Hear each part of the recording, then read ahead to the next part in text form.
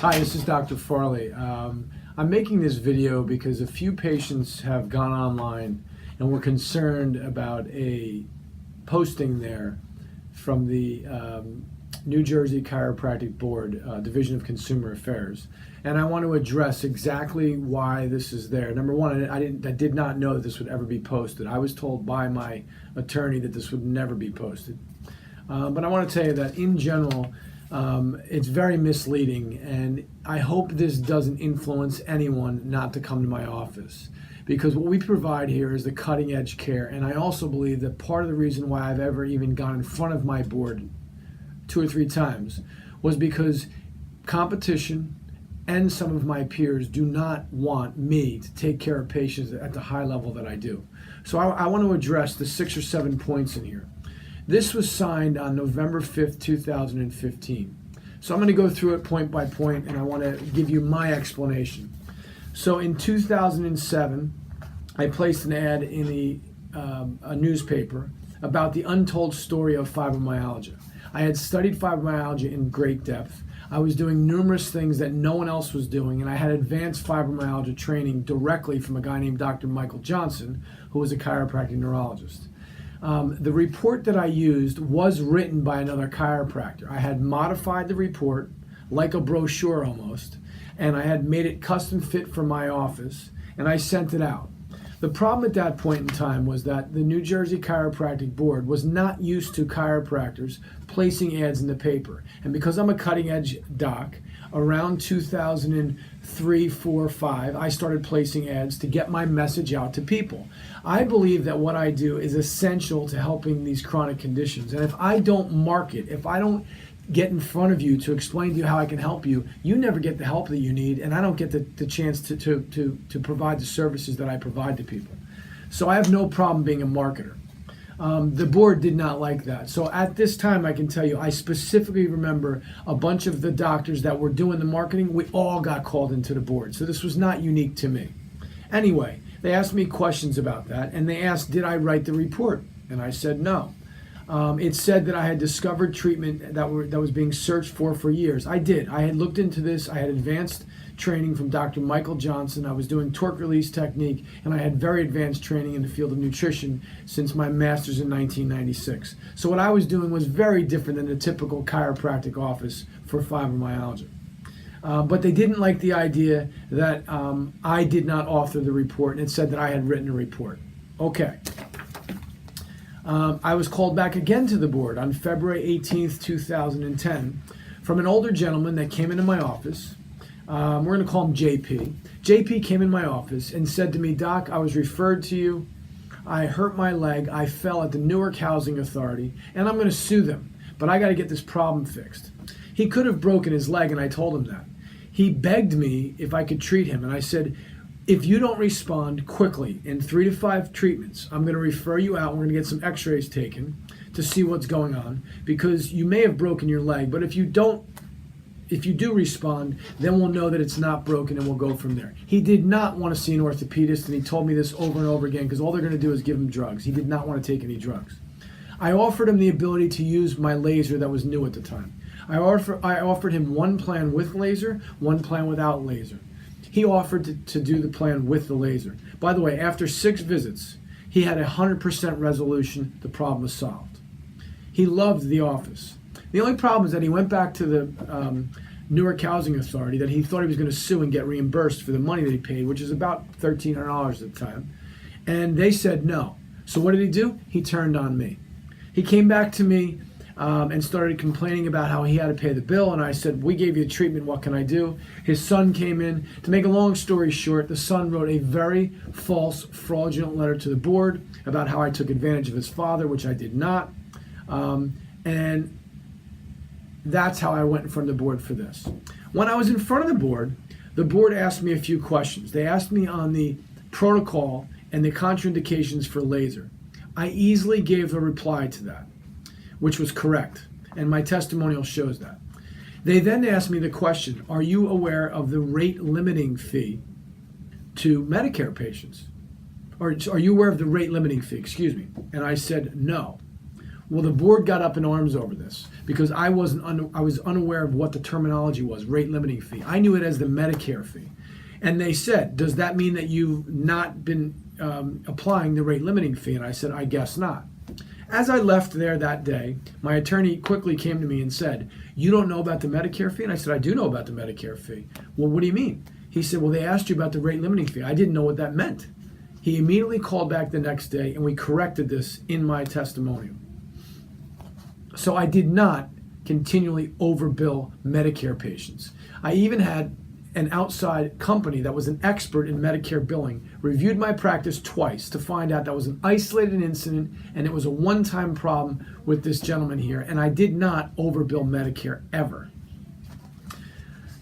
On May 26th, I was called back again. Let me tell you why now. Because I had an associate here that was stealing patients from me and didn't like the success in my office. He was an older gentleman. He was jealous that I was doing very well and my practice was booming, and I had hired him. He had a very rough time coming in here and taking direction from me.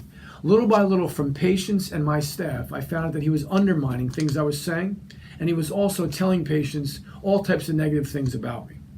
So I had placed an ad in the paper at that point in time about neuropathy, nerve damage, and I had already taken 65 of 300 credits through the American Chiropractic Neurology Board.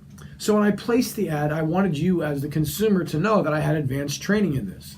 So I put down board eligible chiropractic neurologist in training. I was told directly from Dr. Jay Holder, from the board of Addictionology, that once you take one class, he would allow me to use the word board eligible. So I assumed that was okay for the rest of the boards.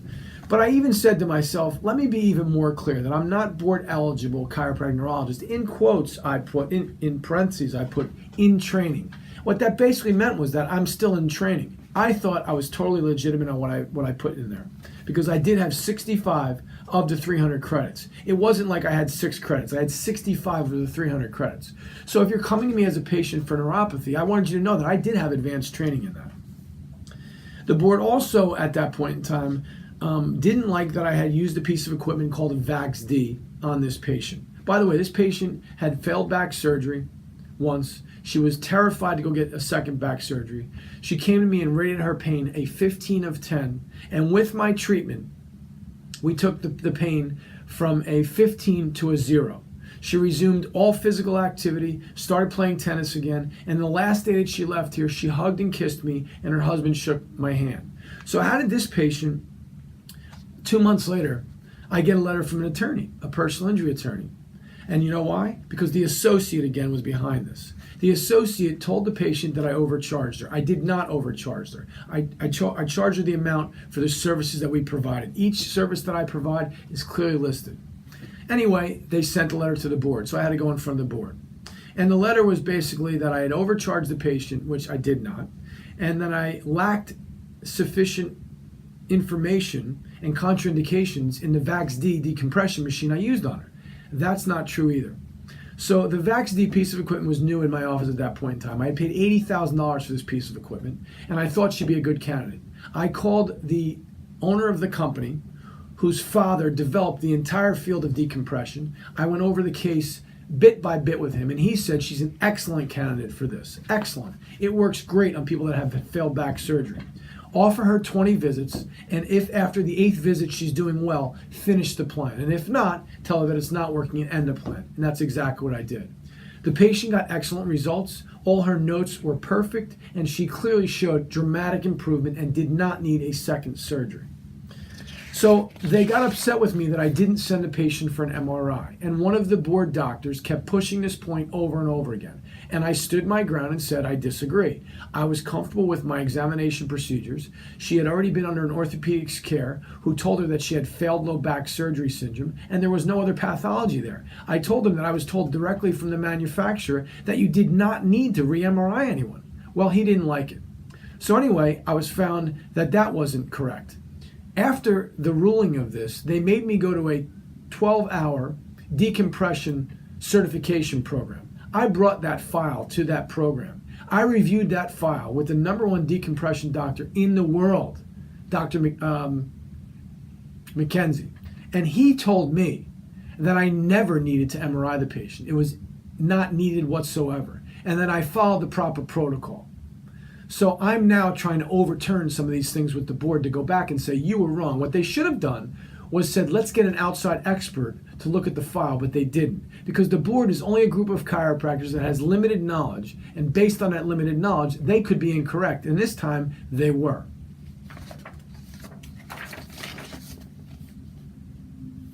They also didn't like how my plan was written, and it was very clear. It said insurance coverage, it said total cost of the plan, insurance coverage, insurance portion, and patient portion. It's very clear. Here's the cost of the plan, here's what the insurance portion is going to cover, here's the patient portion. It's very clear to anyone that has ever been in my office, and I've shown it to numerous other doctors and attorneys, and they said it was very clear.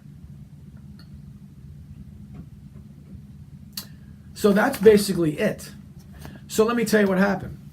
I was in front of the board these 3 times. In 2007, 10,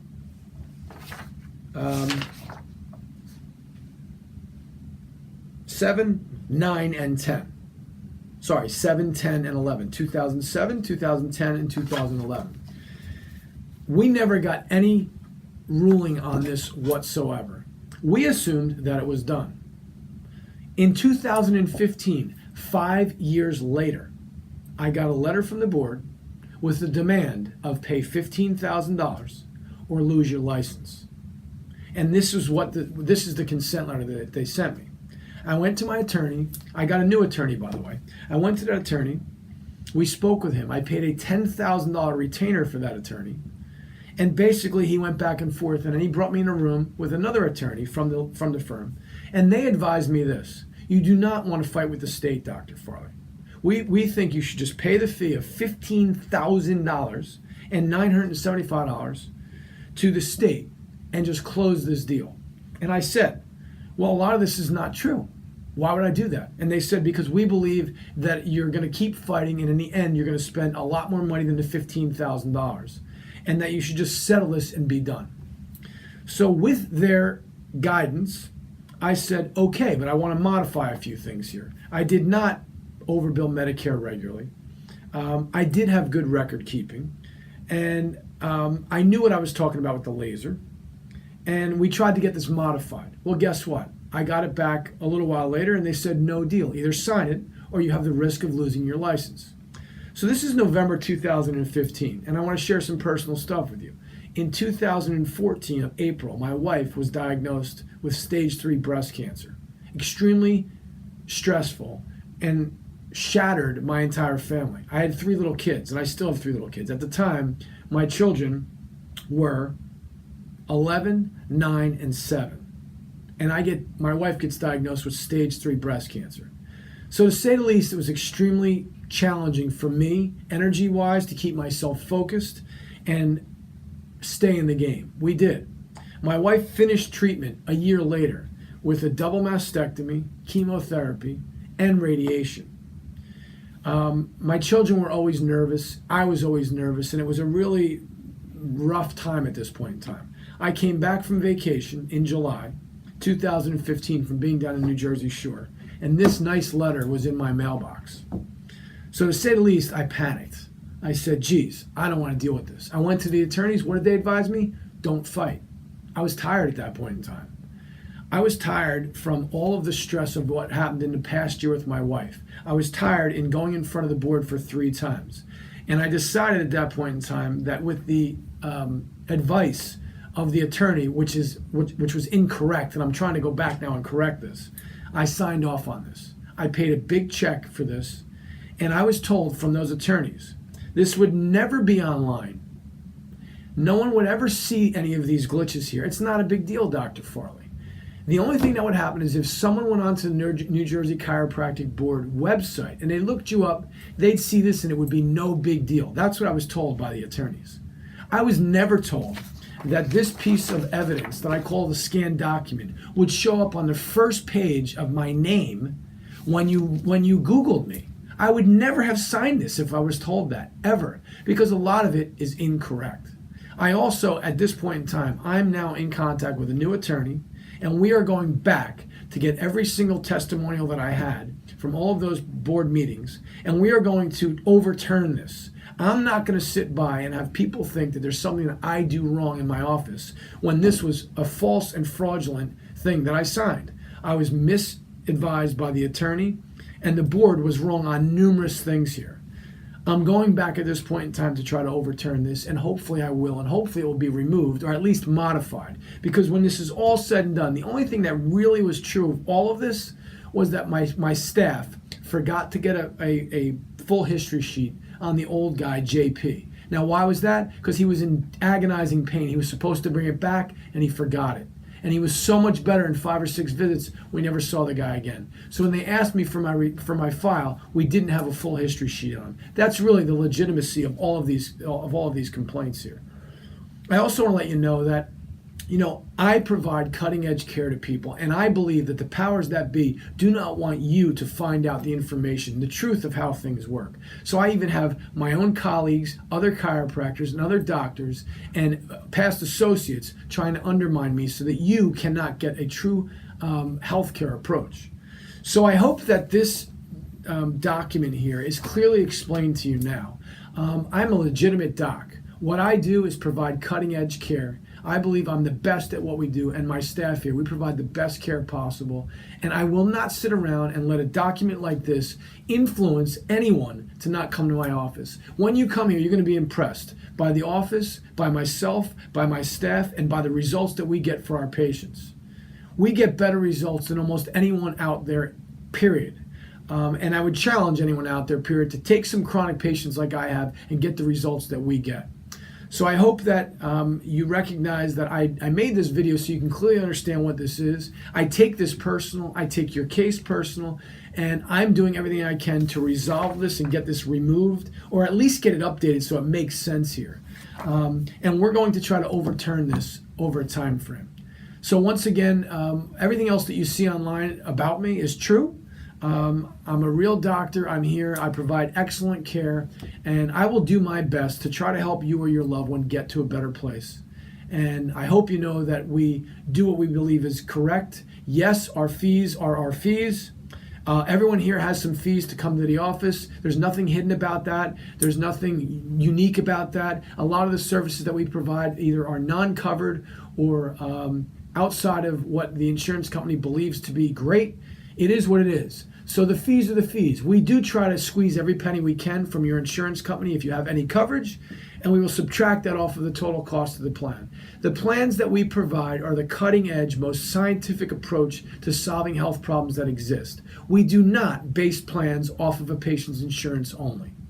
That's protocol-based care, and we don't practice that way. So one of the reasons why we're so busy is because of the way that we practice.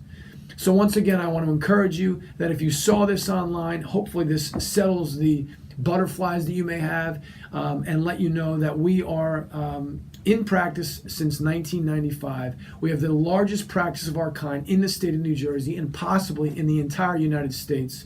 And we run an extremely proficient professional practice with the highest level of customer service. So thank you, and I look forward to seeing you and speaking with you soon. Bye-bye.